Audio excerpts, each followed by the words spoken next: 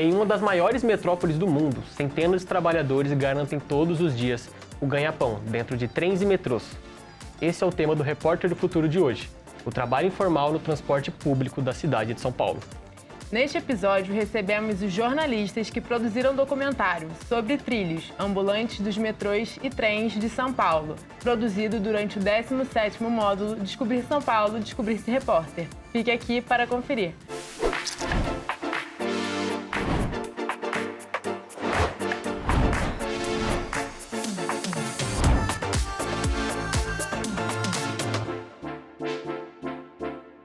O documentário de hoje reuniu relatos de uma classe de trabalhadores dos trens e metrôs de São Paulo, os ambulantes. Tema escolhido pelos estudantes Ian Valente e Bárbara Lopretti. Sejam bem-vindos. Obrigado. Obrigada, muito bom estar aqui. Bem-vindos. Gente, aqui está todo mundo familiarizado com o transporte público e sabe bem como funciona o comércio de ambulantes, né? Foi daí, dessa vivência, que surgiu a ideia da pauta? Foi numa junção assim de ideias que a gente tinha, eu e a Bárbara, e pensamos em conjunto em transformar em uma coisa só, né? Transformar o comércio, ela queria falar um pouquinho das pessoas, dos trabalhadores, e eu gosto muito de falar sobre o transporte público de São Paulo. Então, acho que reuniam tudo e resolvemos nessa pauta dos ambulantes e dessas pessoas que vivem dos trilhos, né? E desse ponto de vista a gente fez o nosso documentário. Destrinchando, né? Acho que a ideia de pauta inicial era essa, a gente acabou abrangendo um pouquinho mais depois, né? Mas é isso que o Ian falou, acho que não tem... Certo. E uma coisa que eu fiquei pensando, que quando a gente vai gravar uma entrevista ou algum documentário, a gente tem que prestar atenção nos detalhes técnicos. Áudio, ângulo da câmera, estabilidade. E como é que foi fazer isso no trem? No começo a gente tava meio atrapalhado com isso, né? A gente gravou inclusive o primeiro take em pé, com a câmera em pé. O Ian acabou fazendo vídeos de lado, de como a gente tava fazendo a gravação, então a gente acabou usando isso também, ficou bem legal. Mas a gente optou por horários em que não eram horários de pico, o que ajudou a gente nessa captação de áudio a ser melhor e na estabilidade da câmera, das pessoas não estarem passando, mas atrapalhou a gente um pouco em outros aspectos, tipo achar os ambulantes que estariam vendendo as coisas lá. Mas para as entrevistas eu acho que isso foi bem benéfico pra gente, né? E para gravar em público, assim, teve alguém que se sentiu incomodado de estar sendo filmado? Tiveram algumas pessoas, até teve um momento que a gente estava fazendo uma entrevista com um dos ambulantes e chegou uma moça assim, vocês estão fazendo isso por quê? Pra quê? Vocês não vão prejudicar eles, né, e tal. E aí a gente pediu uma entrevista para ela, falou, não, eu não quero dar entrevista. Mas, assim, foi tranquilo, mas a dificuldade mesmo foi encontrar os ambulantes, assim, porque é isso, eu acho que o horário depende, é um pouco da lei de Murphy também, acho que foi um pouco difícil, mas acho que deu certo, assim, a gente conseguiu ali trazer um pouco da cara dessas pessoas que vendem e sobrevivem todos os dias no metrô. Sim, além das pessoas que não quiseram ser gravadas, que queriam contar as histórias, mas elas não tiveram medo de se prejudicar por aparecerem no documentário que é pra TV, e aí a gente teve uma dificuldade quanto a isso também, né? Boa, são os desafios da pauta, né? Boa, então agora vamos assistir o documentário de vocês pra gente comentar mais ainda sobre ele. Roda aí, sobre trilhos, ambulantes dos metrôs e trens de São Paulo. São quase 6 milhões de pessoas passando por todos os dias por trens e metrôs na sexta maior cidade da América Latina. E dentre essas pessoas, tem aquelas que arranjam um jeito de trabalhar nesse meio. São trabalhadores invisíveis, cada vez mais criminalizados e vigiados. Atravessamos São Paulo, de leste a oeste, para entender quais são as histórias por trás dessas pessoas, que, por muitas vezes, passam despercebidas.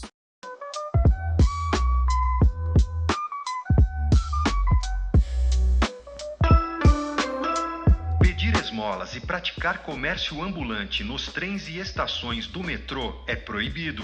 Passageiros, colaborem conosco para impedir essas práticas. Para quem não consegue viver com o salário mínimo, o comércio ambulante surge como alternativa para aumentar a renda e garantir o sustento, como é o caso de Renata. Eu, como mãe de 2 crianças que pago creche, pago van, pago ainda uma pessoa para pegar, com um salário mínimo eu não sobreviveria pagando aluguel, água, luz, alimentação, essas coisas. Ter alguns produtos levados até o consumidor enquanto ele se desloca pode ter seu lado bom por agilizar uma compra e facilitar o acesso. Porém, quem usa o transporte público todos os dias tem opiniões diversas sobre esse assunto. Eu não vejo problema nenhum em eles atuarem em espaços públicos, principalmente no metrô. Então, para mim, é super tranquilo. Eu acho que, na realidade, deveria ser algo que deveria ser permitido para todos. Olha, para mim é indiferente, sim.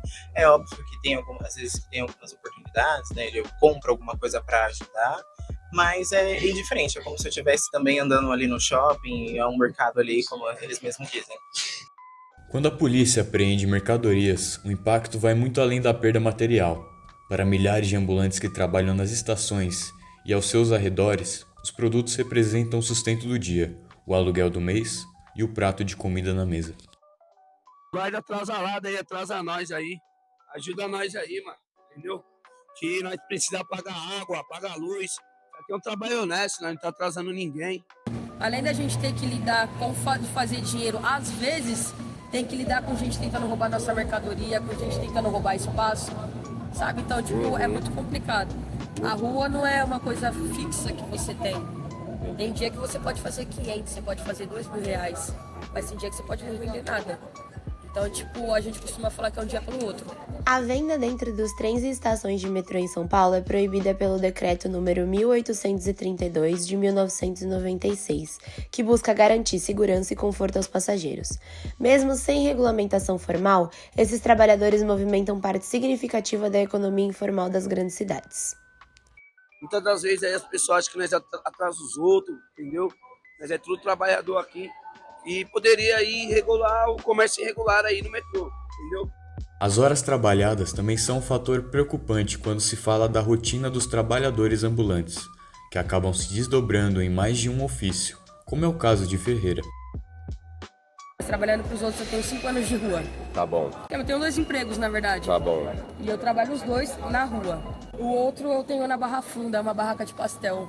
Tá. Que também foi tomada, era enorme, era mais ou menos isso daqui tudo. Foi tomada pelo RAP e agora tem metade.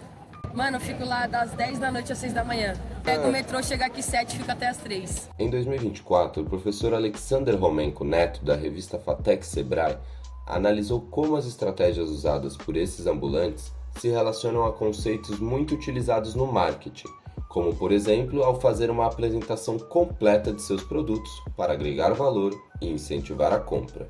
É nítido que os ambulantes desenvolveram uma rápida capacidade de adaptação às demandas e de se destacar em meio à concorrência, impulsionando seus negócios. Robson conta que já trabalhou com diversos produtos. A Rosa estou com pouco tempo, mas já trabalhei com várias mercadorias. O que você já trabalhou? O jeans, eletrônico, churrasco, fiz um pouco de tudo. Já Renata, que tem responsabilidades com as filhas, se adapta de acordo com o produto que vende no momento. Eu moro na Zona Norte. Eu venho cedo, sempre procuro trabalhar de manhã, que eu acho mais tranquilo para mim. E até pela rotina do meu dia a dia, né? Dependendo da mercadoria, eu venho de uma cedinho, mas como é esse guarda-chuva aqui que eu tô vendendo no momento de edição. Aí eu cheguei às 9h30, vou trabalhar até umas 4 horas, que é a hora de eu chegar, dar uma limpada na casa e o tempo das crianças chegarem. Entretanto, há situações em que a presença e a abordagem dos ambulantes podem incomodar os passageiros. Varia na realidade, porque tem dias, né, que a gente tá um pouco mais estressado, então acaba que se torna uma viagem um pouco mais estressante de forma negativa. Alguns optam por não enfrentar a correria dentro do metrô e se instalam nas entradas e saídas das estações, como é o caso de Robson Santos, vendedor ambulante há mais de 15 anos, hoje trabalhando com rosas. CLT não dá, né? Tipo assim, é uma escravidão, tipo assim, foi onde eu arrumei uma oportunidade, acabei com o rapaz primeiro no Braille, eu vi que rolava dinheiro, aí vim pra rua. Os perfis dos vendedores são diversos. Danilo Alves, que preferiu não gravar seu rosto, estava vendendo fones de ouvido na saída da estação Itaquera. esperando a troca de turno dos seguranças da catraca para entrar no metrô e oficialmente começar seu dia de trabalho. Danilo ainda contou que já chegou a perder R$3.000 em mercadoria, mas que é o que pode fazer para sobreviver. Aqui é o limite e a gente já tá ultrapassando, na verdade. Que a gente acabou de subir, na verdade, que os guardas de dentro já vieram pra tentar. Aí a gente vem, a gente desce, às vezes eles tomam. O Rapa, na verdade, é diferente. O Rapa são pessoas que vêm de carro e, tipo, quando vem o Rapa, ninguém vai trabalhar. É um dia específico, porque ninguém vai trabalhar. Mas já os pessoal do metrô, os PF, aí eles vêm, tipo, eles não tomam, eles só falam pra gente retirar. Aí... mas tem vezes que toma. A gente tá aqui todos os dias. Os amigos também no fone. Todos os dias, de segunda a segunda. De segunda a segunda. Nesse mesmo ponto. Mercadoria boa, são mercadorias boas, a gente não trabalha com porcaria, então todos os clientes que vêm aqui falam assim, mas eu comprei o fone, não tá funcionando, a gente faz a troca, tudo certo, tudo bonitinho. As pessoas se aproveitam, tem vendedores ambulantes que realmente se aproveitam, traz porcaria, às vezes coloca porcaria, as pessoas vêm na gente, a gente até troca. Uma coisa que não deveria sair do nosso bolso para não prejudicar o cliente. Até porque é o que a gente fala, a gente não vende preço, a gente vende qualidade. Que legal. Então a gente vende uma coisa que vai influenciar na sua vida e que, mano, tipo, você vai pagar um fone de R$30 no metrô, porcaria. Você vem aqui fora, você reclama de pagar 50, mas a gente tem garantia. Entende? A gente tem garantia. Confiança. Aí vem aqui, aí tem muito cliente que é chato. Fica, nossa, mas lá no metrô é tal preço. Então vai lá no metrô. Lá no Brasil é tal preço, mas tem um trabalho todo por trás. Com certeza. Entende? Minha rosa é R$8, mas ela não vem bonita desse jeito. A gente tem que tirar os espinhos, a gente tem que cortar, a gente tem que... A gente traz tudo pronto. Nessa situação, incluem-se também os vendedores formais, empregados em lojas regularizadas nas estações, que não autorizaram gravações por ordem de seus patrões. Sayane, que trabalha em uma loja de doces e salgados na estação do Brás, acredita que o comércio irregular atrapalha suas vendas. Eu acho que dentro do trem não, mas agora se for assim, nessa parte aqui assim, atrapalha. Acaba tirando a atenção, que eles acabam vendendo mais barato. Já Vinícius, funcionário de uma loja de eletrônicos na mesma estação que Sayane, tem uma opinião diferente. Ele acredita que muitas vezes o comércio nos vagões é ótimo na questão de agilidade, mas confessa que em alguns momentos pode atrapalhar. Acontece que tem gente que deixa, por exemplo, a gente tem os nossos produtos, algumas coisas cada um tem seu valor, né? Tem gente que compara muito. Isso eu não acho certo comparar, que depende muito do produto, por exemplo, mas eu não acho que tenha alguma competitividade. Porque eles têm o deles, a gente tem o nosso. Aí vai muito do cliente do que ele prefere. Com a gente, por exemplo, tem uma garantia, com eles não.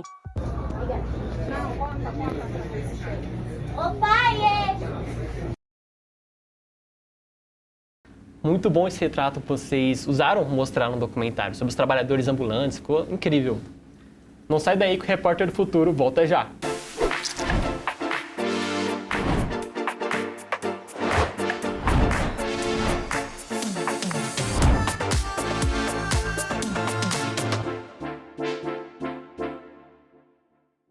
Todos os dias acontecem debates entre diferentes grupos da sociedade que se reúnem nas comissões, CPIs, homenagens e muito mais. E tudo isso impacta a sua vida. O Jornal da Câmara se preocupa em trazer diariamente informações relevantes sobre o que acontece dentro da maior Câmara de Vereadores da América Latina. Não perca de segunda a sexta-feira, à 1h30 da tarde, ao vivo no canal da Câmara São Paulo no YouTube e no canal aberto digital 8.3. Rede Câmara São Paulo, sua conexão com a política da cidade.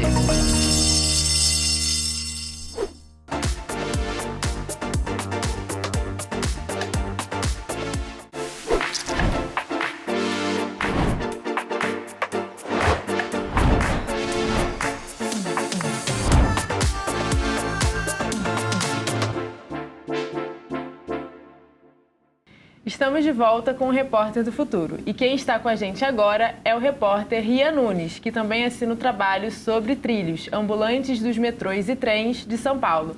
Seja muito bem-vindo, Rian. Olá, pessoal. Muito obrigado pelo convite. É um prazer ter vocês aqui. E uma coisa que me chamou bastante atenção na reportagem de vocês foi o comentário da Fernanda falando sobre o que é o Rapa e mencionando que nem sempre é ele que coleta a mercadoria dos trabalhadores ali. Fiquei curioso em saber se vocês conseguiram ou tentaram pegar informação de alguma autoridade sobre isso, algum posicionamento deles. Previamente a gente conversou com o nosso coordenador e ele falou que essa questão dos guardas, os seguranças quererem falar com a gente é uma coisa muito difícil. Então não foi algo que a gente foi planejando fazer, tanto que a gente nem buscou algo semelhante, porque a gente sabia que o retorno ia ser muito provavelmente negativo. E além de negativo, até de barrar a gente de fazer a reportagem. A gente tinha muito esse medo, né? E aí o que a gente pensou para trazer especialistas seria para falar sobre marketing, estratégia de marketing dentro do metrô. A gente tentou conversar com alguns professores que têm pesquisas nessas áreas, mas como o tempo era curto para a gente fazer o documentário, acabou não dando tempo. O retorno deles veio bem depois do que a gente podia ainda incluir coisas no documentário, né?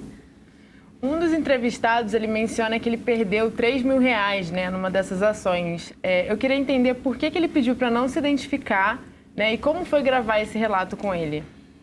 Na verdade, eu conversei com ele enquanto eles estavam entrevistando a Ferreira. Então, os dois estavam lá nesse trampo de conversar com ela, que acabou ajudando bastante a gente, ela falou bastante.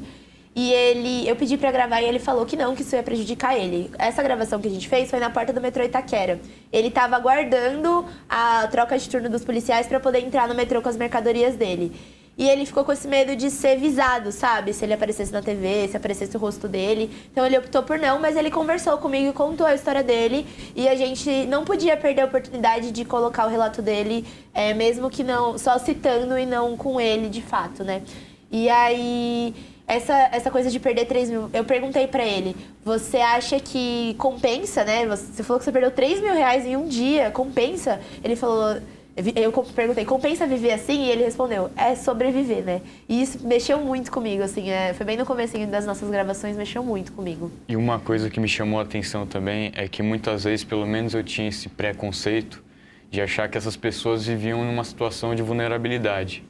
Porém, tem uma fala da Renata que ela cita que se ela vivesse de um salário mínimo, ela não teria como pagar a escola dos filhos, o transporte. Então você vê que esse trabalho ambulante não é uma coisa que eles ganham um trocadinho, é uma coisa que sustenta muito além de um salário mínimo. Não é uma situação exatamente de vulnerabilidade. Acho que isso é importante do retrato que vocês falaram. Aquilo, sustenta muito mais que um salário mínimo, mas tem seus riscos, né? Sim. Como o participante que não quis mostrar falou, o prejuízo de 3 mil, né? E é uma grana muito...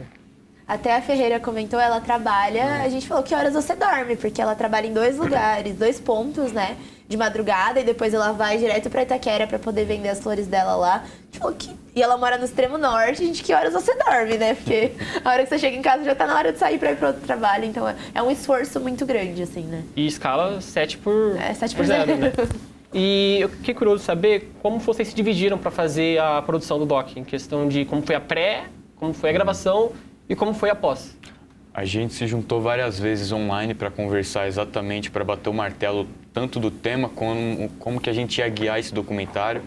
Como a Bárbara já falou a princípio, a principal questão era acompanhar o dia a dia de uma pessoa ambulante e ver como que era a rotina dela, mas infelizmente não deu certo.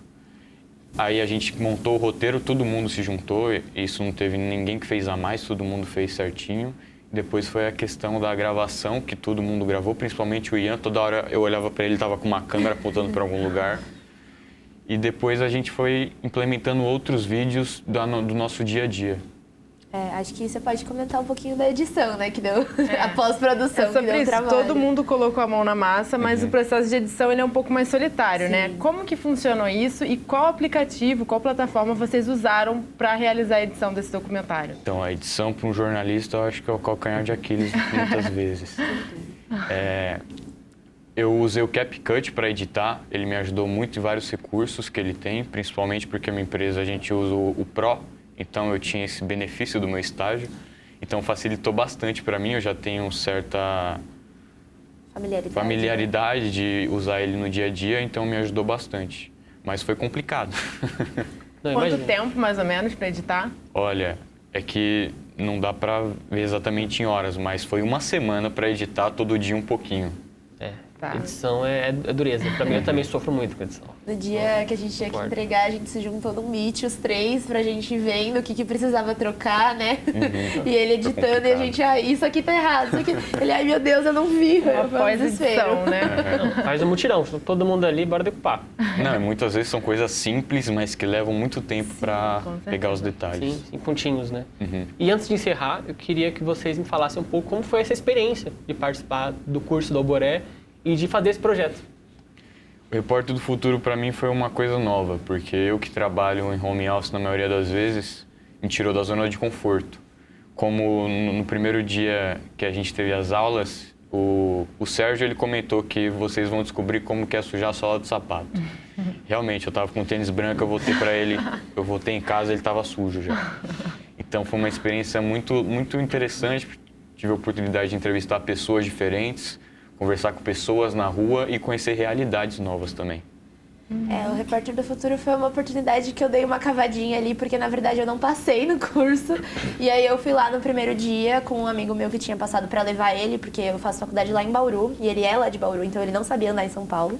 E aí eu fui lá levar ele, e aí eu falei, vou assistir esse comecinho, quando vocês pegarem as bikes eu vou embora.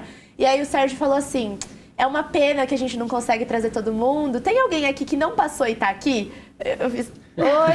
Aí ele falou, pois agora você faz parte, agora a gente tem 27 repórteres e é isso, jornalista nem sempre a gente é convidado para entrar, a gente às vezes precisa abrir a porta e entrar. E acho que isso foi um ensinamento muito legal para mim, porque eu fui premiada por uma coisa que eu nem... que legal. Né? Foi uma experiência muito legal e muito benéfica, assim, a gente no primeiro dia, eles falaram que eles iam premiar a melhor pauta, coincidentemente, nós dois que desenvolvemos a pauta premiada, né? A gente tá esperando o nosso lanche do Estadão até hoje. O Ronald perceber. Prometeu e não cumpriu. Mas foi uma experiência transformadora, assim, pra mim, né? É uma oportunidade única mesmo. Gente, olha, eu só tenho a parabenizar vocês e parabéns pela coragem de ter ido. Eu gostei muito do documentário de vocês. Gostei muito mesmo. Muito obrigado, a gente que fica feliz pelo convite de estar aqui. Sim, foi uma experiência única. Muito obrigada, gente. Muito obrigado por ter acompanhado o episódio de hoje. Você está no YouTube, se inscreva no nosso canal da Câmara, em youtube.com/Câmara São Paulo. Isso mesmo, lá você revê este episódio e todos os outros desta e de outras temporadas na nossa playlist do Repórter do Futuro. Siga as redes sociais e acompanhe o site da Alboré para saber a disponibilidade de todos os cursos. Nos vemos na próxima semana. Rede Câmara São Paulo, sua conexão com a política da cidade.